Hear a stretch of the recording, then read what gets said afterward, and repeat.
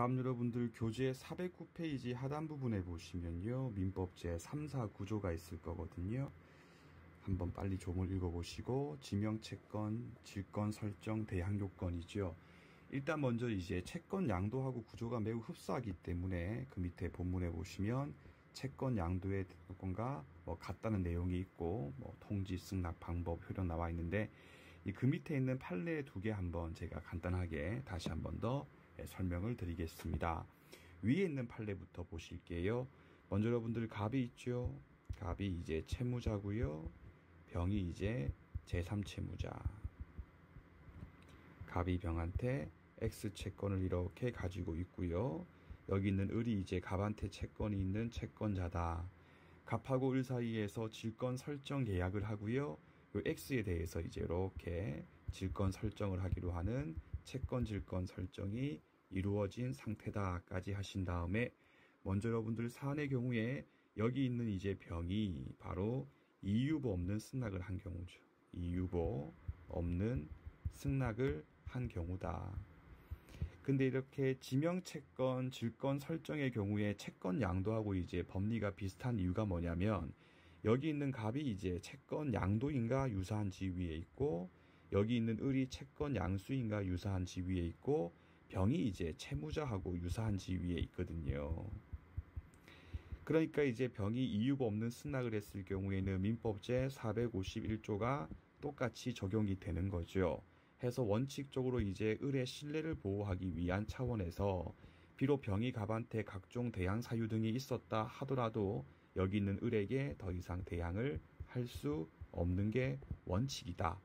근데 예외적으로 병이 이유가 없는 승낙을 했지만 을이 악의이거나 혹은 중과실이 있었다. 병이 이미 알고 있었거나 중과실이 있었을 경우에는 그때는 이제 을의 신뢰에 대해서 보호할 필요성이 없기 때문에 갑에 대한 사유 가지고 을한테 대항할 수 있다까지 확인하시면 되겠습니다.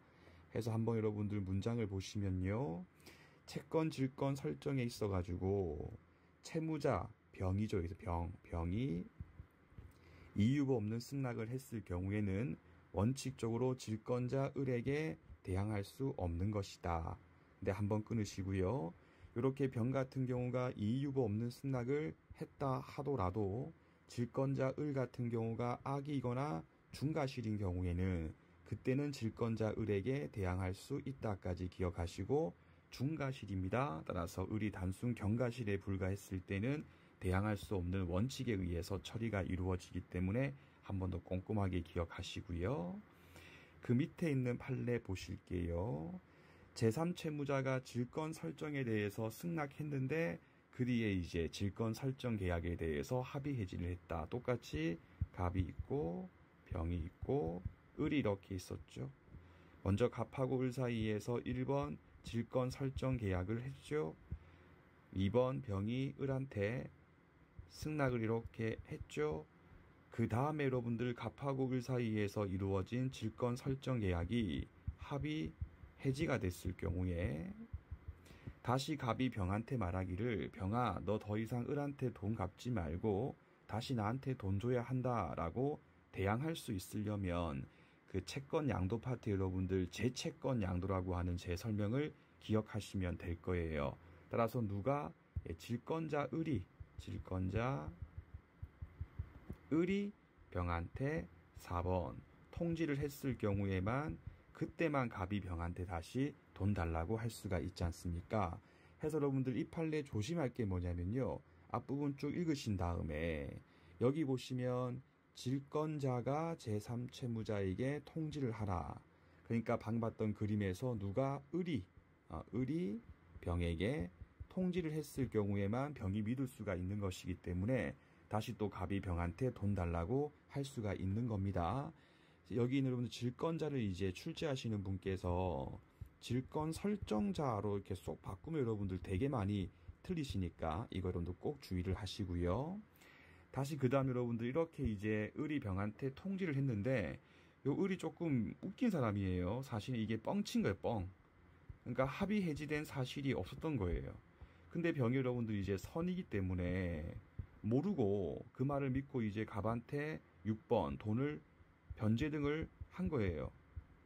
그 다음에 다시 또 을이 병한테 와가지고요. 병아 메롱하면서 내가 그때 니한테 했던 통지는 뻥이다. 사실은 이제 질권 설정 계약에 대해서 해지가 안 됐기 때문에 다시 너 나한테 돈 줘야 한다. 라고 했을 때 병 같은 경우는 내가 네가 보낸 통지를 믿고 갑한테 돈을 지급한 것이기 때문에 내가 이미 갑한테 돈 준 사실에 근거해가지고 질권자 을한테 대항을 할 수 있다라고 할 수가 있겠죠.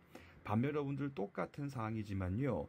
여기 있는 병이 선의가 아니고 여러분들 악의인 경우라면 그때 여러분들 병의 신뢰에 대해서 보호할 필요성이 없기 때문에 그때는 이제 병이 갑한테 돈 지급한 사실 가지고 을한테 대항할 수가 없으니까요. 병의 선의 악의에 대해서 잘 구분을 하시면 되겠고요. 이때 이제 병이 선의 악의인가에 대해서 다툼이 있었을 때는 당연히 질권자 을이 판사님 병이 악이었습니다 라고 하는 부분에 대해서 증명할 책임이 있다까지 기억하시면 되겠습니다. 이쪽 보시면 설사 아직까지 해지가 되지 않았다 하더라도 선의의 병이죠. 병이 갑에게 대항할 수 있는 사유가 있었을 때는 질권자 을에게도 대항할 수 있는 거다. 만약에 병이 선의가 아니고 악이면 대항 못합니다. 그래가지고 여기 있는 병의 선의 악의에 대해서 다툼이 있었을 경우에는 병이 선의가 아니고 악입니다 라고 주장하는 질권자 을한테 주장 증명 책임이 있다까지 확인하시면 되겠습니다.